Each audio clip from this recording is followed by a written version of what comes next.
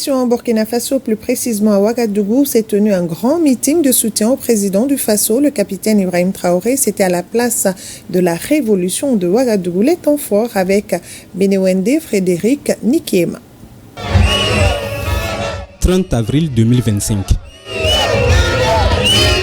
Une marée humaine défraie dans les rues de la capitale Ouagadougou avec pour point de convergence la place de la Révolution. Les Burkinabés répondent ainsi à l'appel de la nation, l'appel de la mère patrie, le Burkina Faso. Parés aux couleurs nationales ou munis des drapeaux, sifflés et vuvuzela, chacun témoigne son soutien indéfectible au président du Faso, le capitaine Ibrahim Traoré.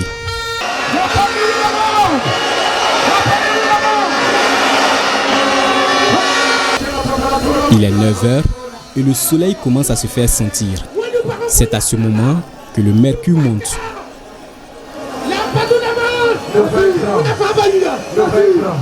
Sur place, des selfies et des directs en soutien aux autorités ainsi qu'aux forces combattantes.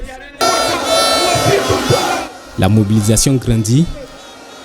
La place de la Révolution s'étouffe de monde. Devant chacune des entrées, des Burkinabés continuent de converger. C'est une foule estimée à plusieurs centaines de milliers d'hommes et de femmes. Le seul nom du président du Faso suffit pour mettre la foule en ébullition. Il s'agit ici de montrer aux yeux du monde que les Burkinabés font ensemble un bloc derrière le président du Faso, leur digne combattant, comme affiché ici. Au même moment, d'autres messages sont distillés aux peuples africains et au reste du monde. Les Burkinabés disent non à l'impérialisme, à ses valets locaux et surtout à l'ingérence.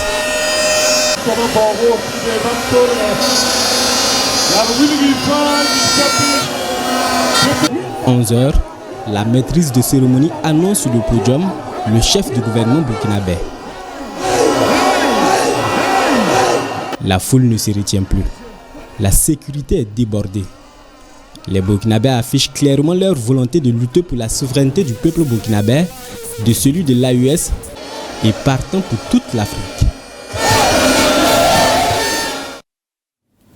Et au Niger, le président de la République, le général d'armée Abdrahmane Tchani, a reçu en audience l'ambassadeur du Royaume du Maroc au Niger en fin de mission.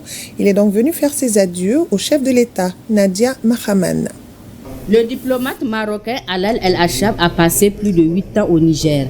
Sa mission s'achève sur une note de satisfaction avec tous les vœux de bonheur et de prospérité pour le peuple nigérien et ses dirigeants. C'était l'occasion pour lui présenter toutes nos sincères félicitations pour la confiance que le peuple nigérien lui a accordée, tout en lui souhaitant plein succès dans l'exercice de ses fonctions. C'était aussi l'occasion pour exprimer mes sincères remerciements à lui-même et à travers lui à toute l'administration du Niger pour l'accueil chaleureux, respectueux qui m'a été réservé durant mon séjour ici au Niger, aussi pour la qualité de soutien et les facilités qui m'ont été accordées pour l'exercice de mes fonctions. Il m'a chargé personnellement de rapporter à Sa Majesté le Roi ses vifs remerciements et sa gratitude pour l'intérêt que Sa Majesté apporte au Niger, aussi à travers toutes les initiatives qui ont été prises récemment, notamment l'initiative royale visant à permettre aux pays du Sahel de recourir à l'Atlantique. J'ai vécu parmi vous pendant 8 années et demie.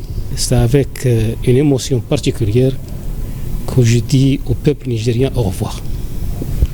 Un peuple que je porterai toujours dans mon cœur.